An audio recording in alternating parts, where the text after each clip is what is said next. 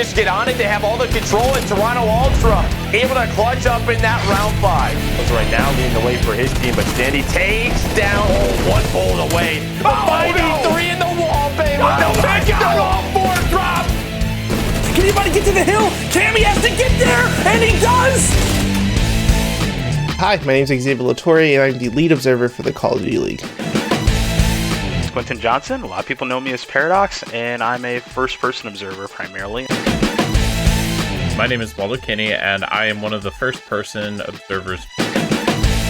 My name is John Prosper, I'm 22, and I am a flex observer for the Call of Duty League. I am Shane Ard, and my role on the observer team is a flex. Hi, I'm Patrick Ard, self-proclaimed Michael Bay of the Call of Duty League.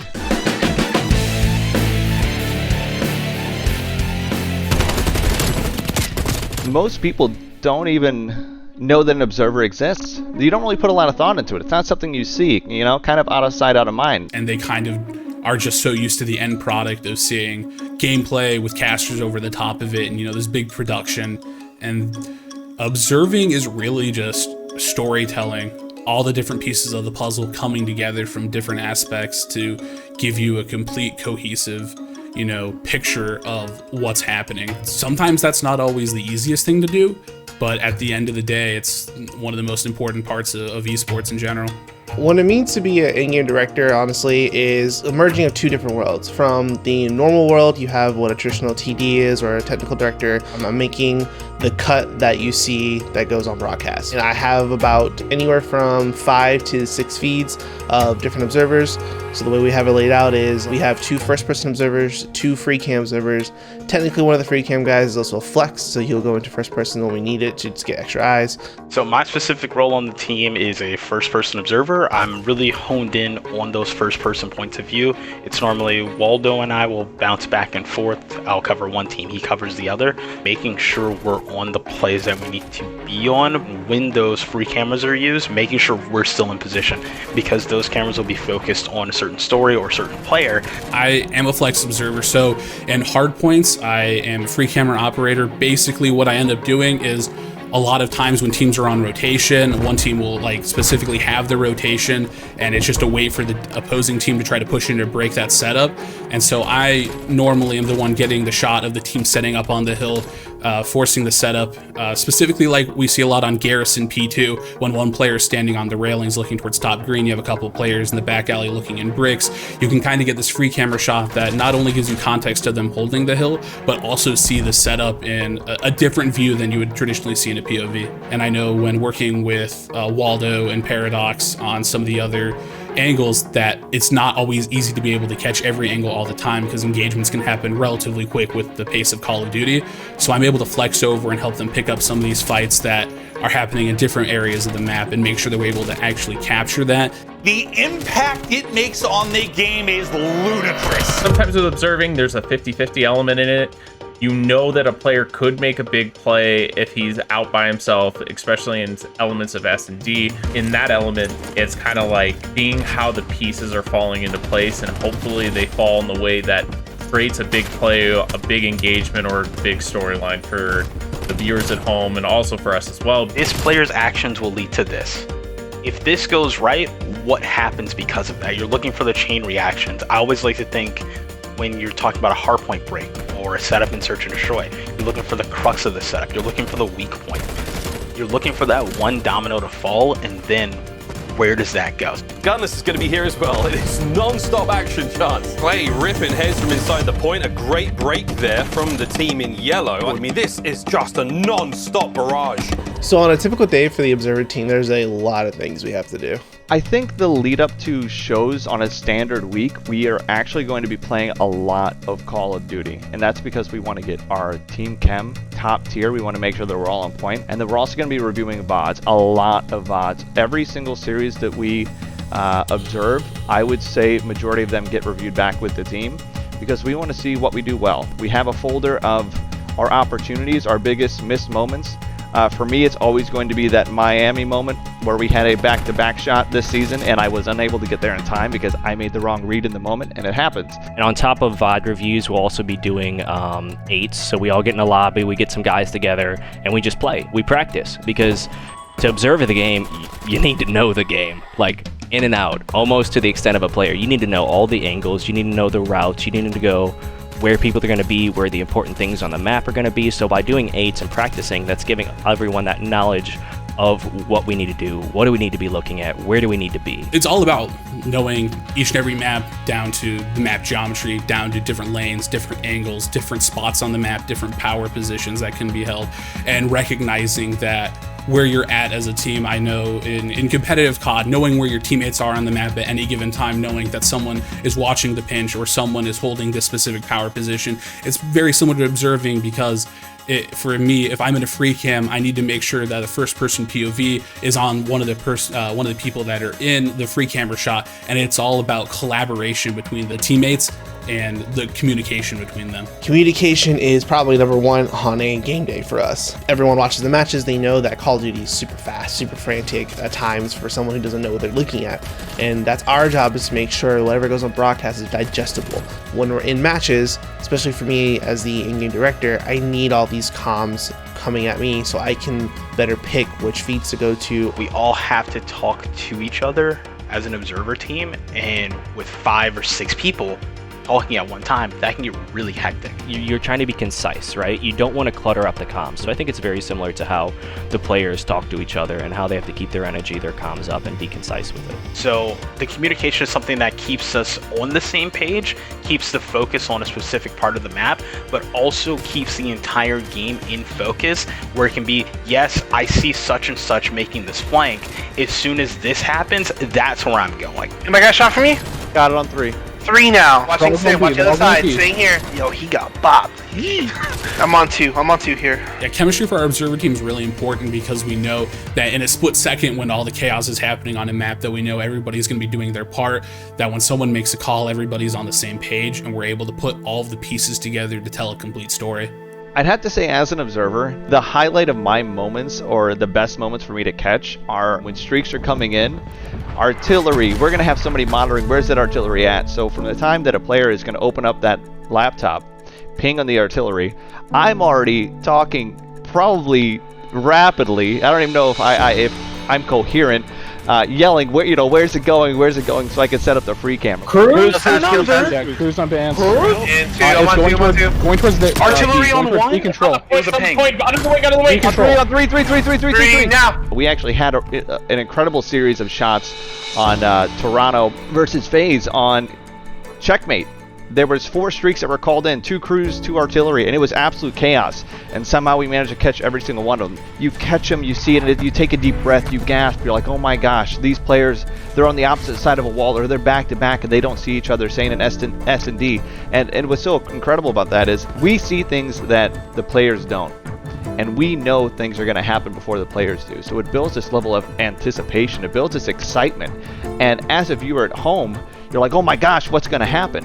Anytime we're able to bring together all the different parts of the team into one cohesive shot, it creates like really cool moments and cool storylines that I think Call of Duty thrives off of. Stand by 4. Shots on 4. 3. And then 3. Caught it. And then go to 1 next. Stand by 2. I'm on 2. I caught it. Staying 2. That's a good call. You are literally the best person at everything it is that you f***ing do. Honestly, I think some of my favorite moments as an observer, maybe not necessarily in-game, but I think the team chemistry has an all-time high.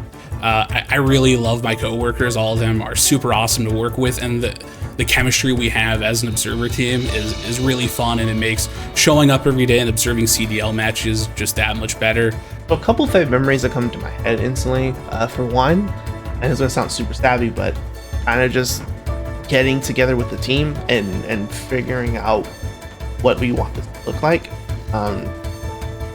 Yeah, honestly, it's just I love the guys very much. You know, they're kind of my best friends. So, cool. One sec.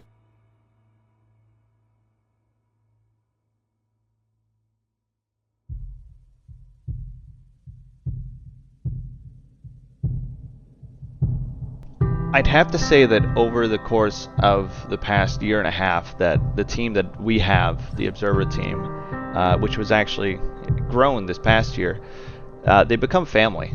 I mean, these are guys that I spend more time with than almost anyone else. We're in Discord all day when we're working, and I'll be honest, you'll probably find us in Discord on our days off too. We have our group chat that we chat in daily. These guys have become family. They're brothers at the end of the day. Even though I may not agree always with some of their hot takes, you know, but at the end of the day, that's family, right? And I think that's just improved our work relationship and the product that we're able to kind of produce.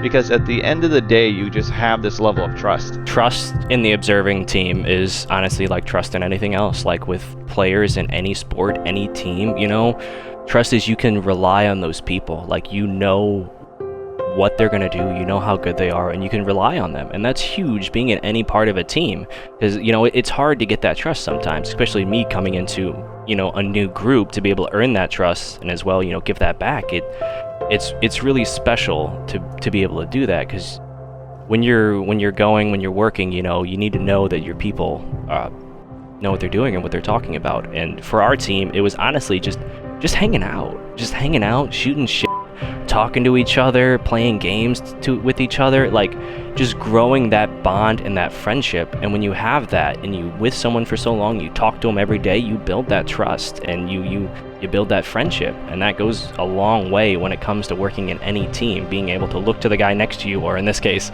listen to the guy in your ear and know that they know what they're doing, they know what's going on, and you do as well. You know, and that trust is something that I don't think we could do without, you know. Yeah, I would say the Observer team are some of my best friends. Like, we hang out every day, I guess at work, right? But sometimes it doesn't even feel like work when you're talking with people who are genuinely passionate about Call of Duty, are genuinely passionate about observing, and very passionate about, you know, competitive Call of Duty. Team chemistry and our team relationship is, I think, one of the best I've ever worked on personally. Pretty much the whole team is super close. You know, we not only work day in, day out, but we also stay on Discord with each other and play until the night ends. And, you know, it's a testament, because we've only really known each other as a group for going on 2 seasons now, so a year and a half, 2 years. But I feel like I've known these guys for a long time. I mean, these are some of my best friends, and you don't get that a lot in a lot of other esports and just general broadcast teams as a whole. And having a group of like-minded individuals where, yeah, you know, we're gonna have those moments where everyone gets a little flustered and people get, you know, a little bit upset or a little bit testy and all that stuff, but we are really good at just talking it out, getting the point across, understanding why that frustration is there, understanding why someone is feeling a certain way, and we just get through it and go on to the next thing. It's an absolute wonderful feeling to not only have really good coworkers, but to have some really of my best friends on the team.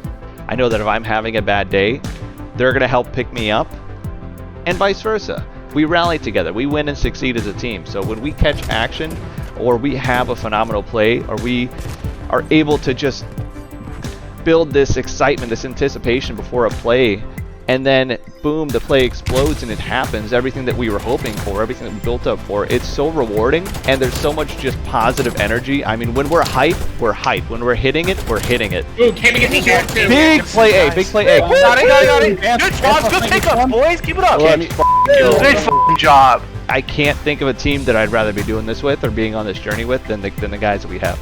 There's a lot of people who actually, they show interest, like, hey, how do I become an observer? How do I get involved? What are some things that I can do? Helping out with community events, get to know people in your community. I started out as a content creator. I was a live streamer. For example, there are a bunch of leagues on Twitter that are trying to run streams, but their issue is they're trying to find people to run the streams, people to observe the streams, right? And there's bunches and there's multiple communities that are out there that exist that would willingly take you on to observe, even if you don't have the most experience, right? Esports is so new, and like when you look at an observer position, is so new that there's no real framework to it. So I started out as just a Call of Duty fan. I started playing Call of Duty back in Call of Duty 2 Big Red 1 on my PlayStation 2. Back in the day, as a kid, I used to watch MLG on USA. My journey in esports started in commentary. Wanting to be a caster, and I started doing that at local events for different styles of shooters. And then in the beginning of the 2021 season, they were looking for some extra people. I left a career of over 10 years as an executive to come and be with this product team because it was something that I believed in, and it was something that I was excited to get in on the ground floor. And I'm a big believer in, listen, you make your own path, you decide who you're gonna be, and at the end of the day, it's up to nobody but you. You can do it. I can do it. Anybody can do it. Trust me on that. I was a 21-year-old kid who moved to New York City with no money and made a career of himself and worked his way up to, you know, the career that I was at, that I then left to come here. It's possible. That's all I'm saying. You want to do something in your life that you're passionate about, and having the observing job, you know, it's try to do something that you truly love and you believe in, and it should be easy from there. Just never give up and keep trying. You know, when it comes to networking between people that you know that are big in that scene, or you know that have something going, you know, you start with maybe a challengers or an amateur, you know, but just keep trying if you're passionate about it. And, you know, with perseverance, you could get there.